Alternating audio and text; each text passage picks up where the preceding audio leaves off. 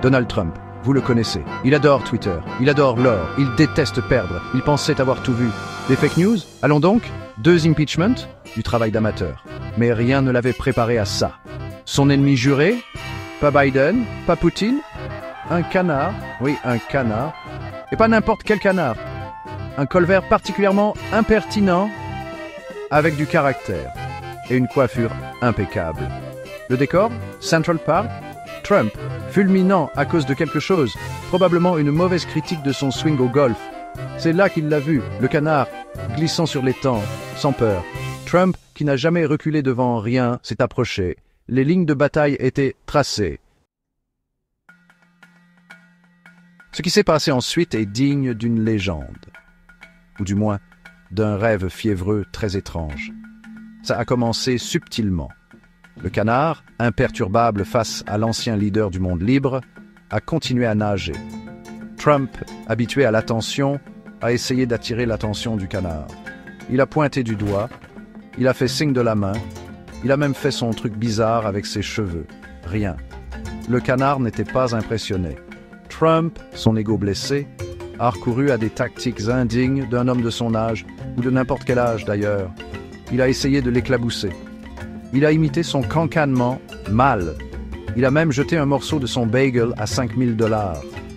Le canard, il l'a juste regardé fixement, sans ciller, comme s'il le jugeait, ce qui, soyons honnêtes, était probablement le cas.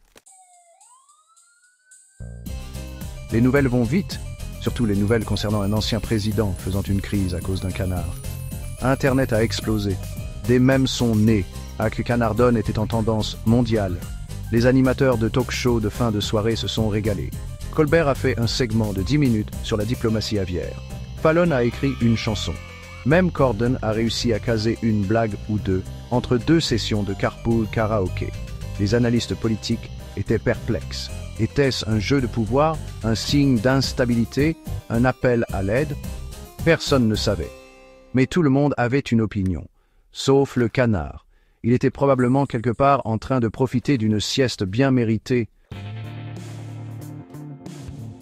L'incident Trump-Canard, comme on l'a appelé, a fini par disparaître des gros titres, mais il a laissé sa marque. C'est devenu une métaphore, un rappel que même l'homme le plus puissant du monde peut être humilié par quelque chose d'aussi simple qu'un canard.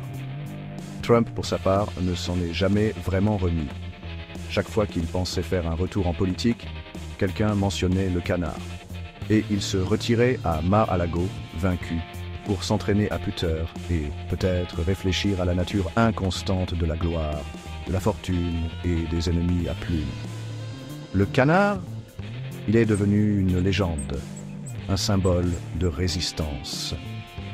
Et la preuve que parfois, même dans un monde plein de chaos, les gentils, ou vous savez, les gentils canards, gagnent.